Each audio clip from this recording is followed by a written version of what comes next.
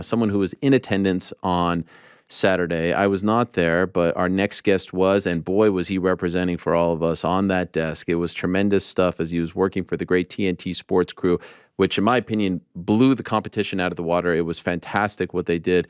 I think so highly of Laura Woods, Carl Frampton, Steve Bunce. He had Lennox Lewis involved, but it was our guy, the outlaw, Dan Hardy, right there in the middle, and he was beaming afterwards. It was tremendous to see. He's kind enough to join us right now. From where are we from? Oh, I thought it was going to be the usual spot. Is this a new spot, Dan? This is GB Top Team. This is Brad Pickett's gym down in London. We're here. Veronica's in training camp, so we're here getting some weeks of sparring before we head out to the US. It's a great gym. You probably hear the banging on the other side of the wall. There's a wrestling session going on. Okay, well, I appreciate you doing this from the training session. Does she have a fight announced? Did I miss that? Is there something out there yet? Yeah, she's fighting December 2nd in Austin, Texas. Jamie Lynn Hoth. Okay, yeah, should be a good scrap. Looking forward to it. Good luck to the missus. So you're right back from Saudi Arabia. Could you tell us, for those that weren't there, I know you're a longtime fight fan, not just MMA fan. You love fighting. To be there among all those people, those famous boxers, the glitz, like, what could you just put into words what it was all like for you, the experience? It was surreal. I mean, just flying out there, I had Teddy Atlas on the plane with me, and flying back, I had Frank Bruno and Joe Calzaghe and Ricky Hatton, and it was star-studded. And at the venue, I got to meet so many people. I had a good chat with Lennox Lewis, and Miguel Cotto was there, and all the MMA crowd showed out as well. You saw Izzy Nussman, and JDS was there. It was just a good time, and you kind of got the feeling, especially from the amount of superstar boxers and fighters that were there. Everybody just wants to be there to witness something special. Nobody really knew what to expect, but what we got was what nobody expected. And I mean, I am still beaming from it right now. I got back yesterday. I watched the fight a couple more times. I scored it just to make sure that I wasn't daydreaming. It was incredible, and what Francis has achieved. And I agree with you. I love Eddie. I think he's a really good interview. But I agree with you. It wasn't MMA versus boxing. This was Francis Ngannou, showing everybody that he can be a professional boxer as well. He didn't look like an MMA fighter in there. He looked like a boxer, and that was the surprise. I want to ask you about your scorecard in a second, live and then after the fact. But I'm just curious, when you're in there, you're one of our own, right? As they say in soccer and football, he's one of our own. So when I see you there among these great boxing pundits and legends, are like, yeah, Dan, like, represent. Do you view it that way as well? And do you feel like they look down on you? Like, oh, you guys don't really know about fighting. You don't really know about boxing. What do you really have to say about all this? Does that, like, do you puff your chest out a little bit when you're on those desks? I mean, I do it only because it's an honor to be there and to be a part of it. I don't mind being the token MMA guy, especially because I'm working with, you mentioned Steve Bunce and Laura Woods and Carl Frampton, just brilliant minds and great presenters. But I get on with them really well, and we have good conversations. And I know that I say things sometimes that make them think, and I know they say things sometimes that make me think as well. So yes, I am the MMA guy in the boxing world, and I was the only one pretty much. I mean, Brett was out there as well, but I was the only one on the desk kind of talking about what Francis could do from that perspective. And there were a lot of people commenting on it, great fighters that had never even seen Francis fight. So I kind of felt like he needed a good representation. And I was glad that they offered me the opportunity to do it. But honestly, the boxing world is not being fooled anymore. They understand that in boxing, they have the upper hand almost all the time, but in a fight, it's a different thing. I mean, you just give Francis Ngannou calf kicks in that fight, and he stops Tyson Fury. It's a different thing entirely, and the boxing world know it. They love their sport, and they protect it and appreciate it far more than they do, I think, the broader MMA skill set. But they also recognize that their sport is only a fraction of fighting now. Okay, how did you score it live, and then how did you score it at home? Okay, so and obviously I was trying to be aware that I was a little excitable. I had Frampton and Buncey on either side of me, and they were like scoring at the same time but pulling their hair out. I mean, Buncey's not got much to pull out, but I was trying not to be too kind of, oh my goodness, let's focus on Francis and how well he's doing. But honestly, so I gave Francis, and the first round for me was the most difficult to score. I felt like Francis landed the better power punches in the first round, even though Fury landed 5 more jabs. I mean, there wasn't much in it. But on the night, I gave Francis the first, second, course the third as a 10-8, and the fourth. Then I gave Fury the 5th and 6th. Then Francis came back 7 and 8, and then Fury took 9 and 10. So my scorecard was 96-93 for Ngannou. I watched it yesterday 4 times, and my scorecard stays the same. I would maybe fluctuate and go back on the first round and give that first round to Fury, but that's still 95-94 for Francis. I thought he did enough to win it. I can't. I mean, you look at the punch strike. So the punch count on CompuBox was, what was it, 71-59 in favor of Fury for total strikes, but 37-32 power strikes. And then you go knockdown. They're both in favor of Ngannou. So for me, he did enough to win the fight. And if nothing else, I mean, from the fifth round onwards, even when he started to get tired, I'd kind of made peace with, well, this is where Tyson takes over. But I mean, his staying power, his maturity, and his discipline were incredible. And hats off to him. And he just completely shocked Fury with his composure.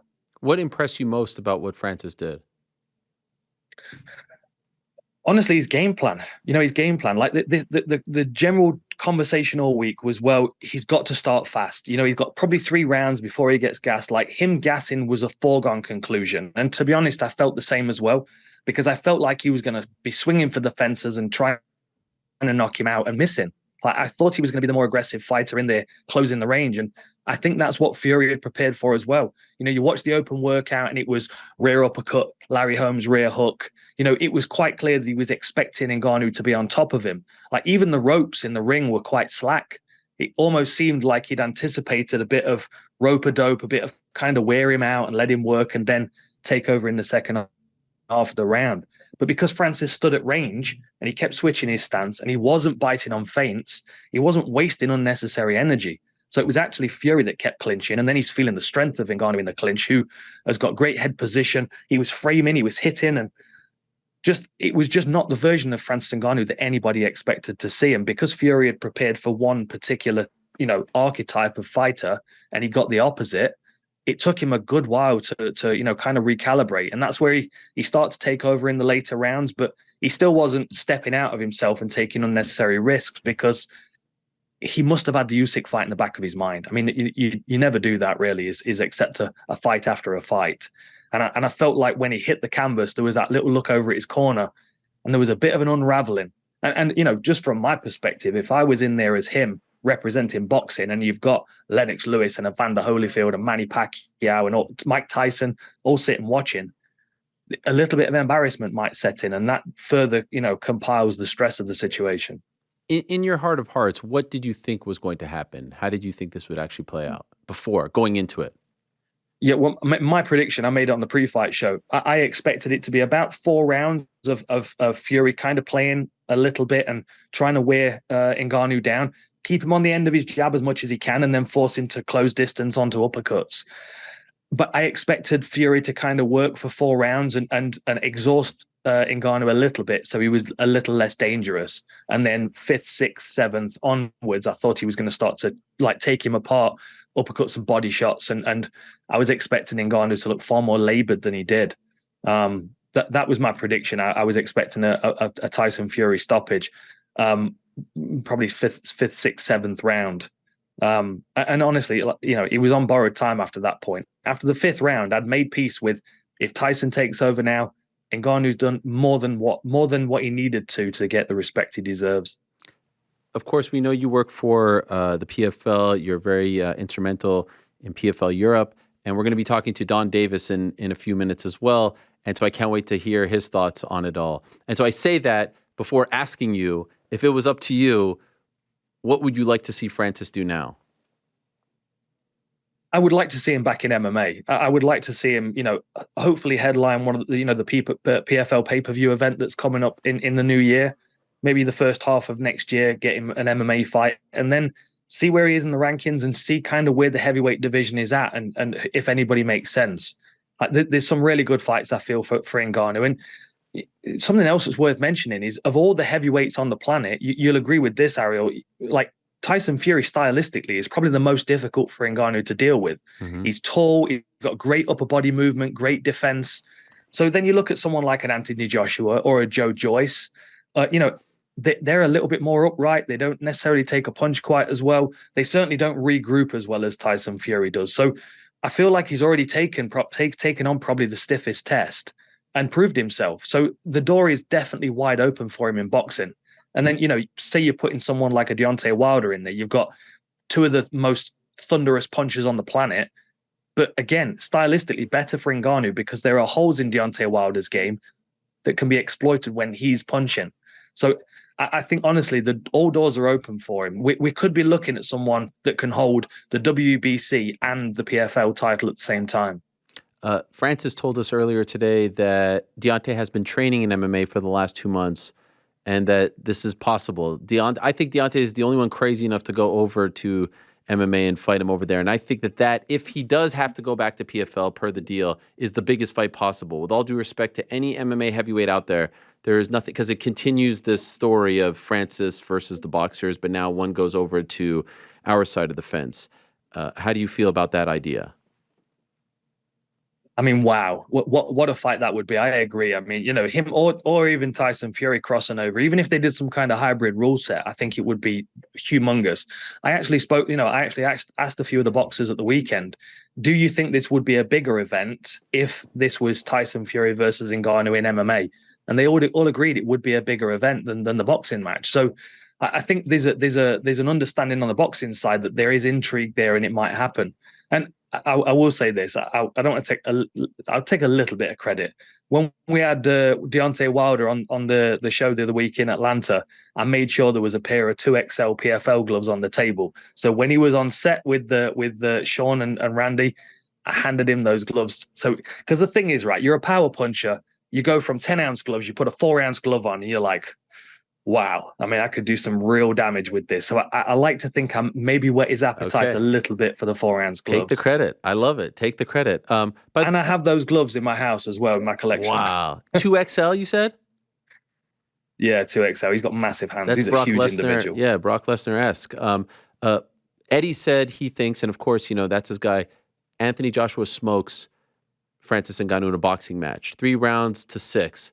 He was like trying to be nicer. Okay, fine, 6. I think he's crazy. I said, when's the last time Anthony Joshua smoked anyone? Yeah, sure, he could beat a Jermaine Franklin, 12 rounds of just, jabbing him. But, like, who's he smoking? Robert Helenius on 5 days' notice? What's your response to that? Yeah, no, I agree. I think, honestly, Anthony Joshua is probably one of the better matchups for Ngannou out of all the heavyweights. No, I like the Joe Joyce idea because he boxes with a very kind of, and I don't mean amateurish, I mean an amateur, like technical amateur style where he places his shots, but his head's very much on the center line. He doesn't move it a lot. But like the thing is, Anthony Joshua, I just don't know as he can regroup if he hits the canvas, especially against an 0-1 boxer that's still early in his career. I feel like it would unravel much quicker. And I feel like Tyson Fury did a good job of pulling it back together, even though he wasn't prepared for that version of Ngannou. But for me, Anthony Joshua is a much, much better matchup for Ngannou. I could see Ngannou putting him away. Do you think we'll now see, as I just said, I think that if Ngannou would have gone smoked, that would have been it for the MMA versus boxing fights for a while until the next superstar came along. Now I feel like the door is wide open again. And you see everyone from Mike Perry calling out Canelo to Sugar Sean and Devin Haney doing their thing, and God knows who else is going to come. Maybe Conor all of a sudden wants to do it again. Do you think this now has reignited that and we're going to see more of these come next year? I think so, and I hope so. Something that kind of flew under the radar a bit is, so we had 6 heavyweight fights on the undercard, but the first fight of the night was Jack McGann, who was the son of Anthony McGann from Wolfslayer. And he was fighting Roberto Duran Jr., Roberto Duran's son. And he put him away with the most beautiful left hook. And that's a guy that's 11-5 in MMA that crossed over into boxing and is now undefeated as a champion. Like, somebody's already doing it. We've already got somebody from the MMA world that is competing with boxers and doing very well. But I definitely feel like Francis's performance has opened up the door. I could see Izzy in there if he was allowed. Conor was talking about boxing Pacquiao. Of course, he's got to get permission for those kind of things, and that's where I feel like it falls back on the PFL's side because we've like Sadabusi. I feel like could cross over quite comfortably and box as well. We've got a few people. Denis Goltsov as a heavyweight, one of the best jabs in mixed martial arts. We've got guys that could cross over, and I think contend and do very well. I love the if he's allowed because that was going to be my next question. Do you think that there are going to be fighters who are in the UFC now saying, man, I want some of that. I want that freedom.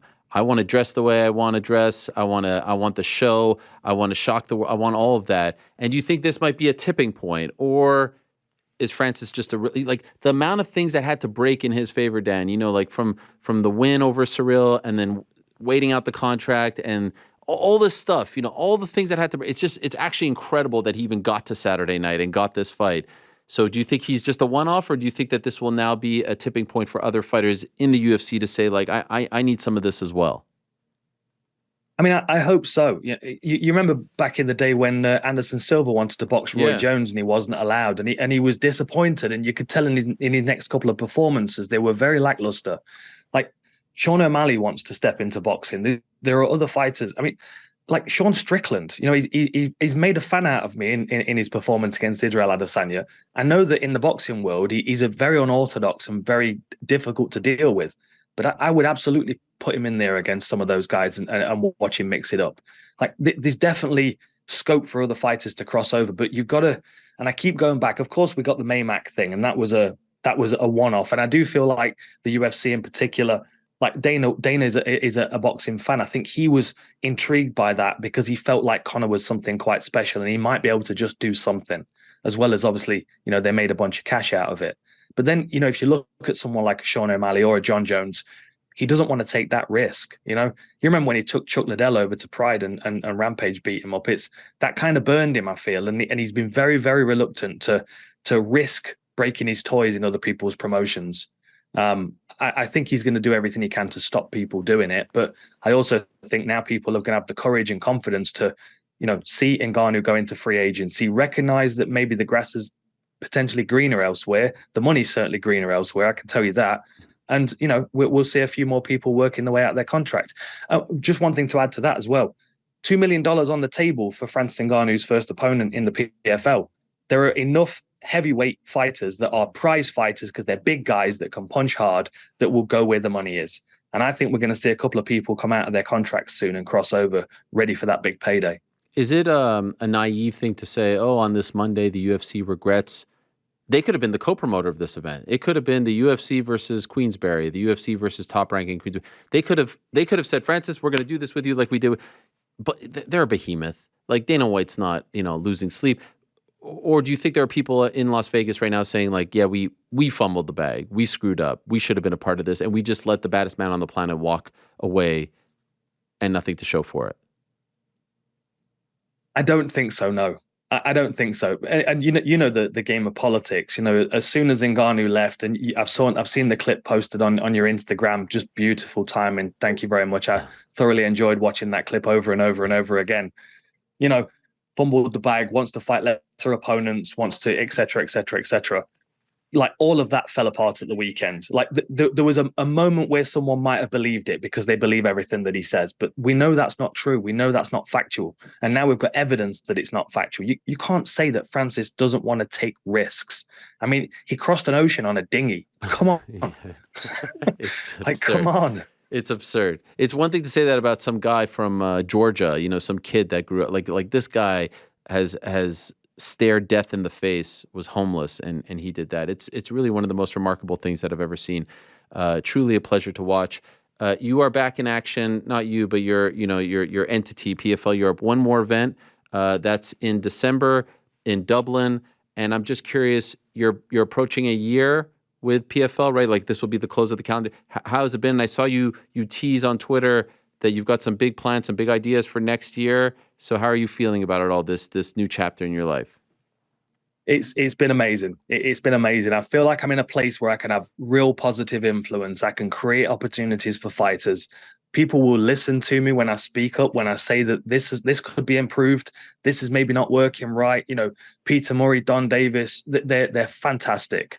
They're trying to grow something quite special here, something that's broad across the world and sustainable, and is going to create opportunities for fighters. And I feel like I can have a positive influence. I mean, you look at the Dublin card. I've got Brett Johns on there. I've got Tom Breeze on there. Like they're people that I loved watching when they were in the UFC and following their career. But they kind of, they stepped away from that big stage, and we need them back on it.